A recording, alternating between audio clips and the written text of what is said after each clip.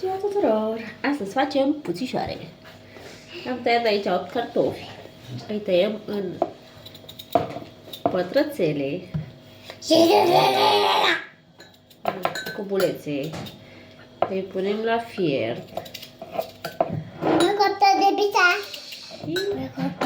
Și urmează să vedem ce se întâmplă pe parcurs. Așa, i-am fiert. Acum i-am zdrobit. Am pus ou, lapte și unt. I-am făcut așa piure. Urmează să punem făină peste, ca să facem o compoziție. Apoi îi punem la fiert în această oală cu apă. Iar atunci când se vor ridica la suprafață, vom ști că sunt gata. Am pus făina. Așa trebuie să arate aluatul.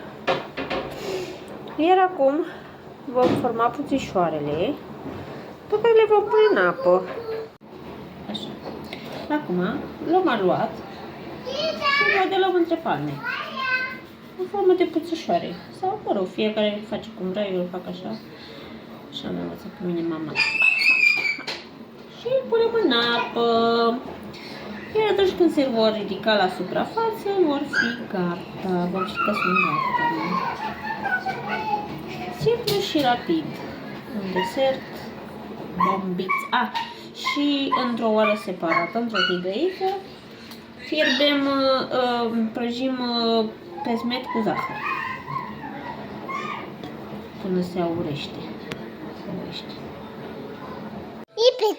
Și așa arată.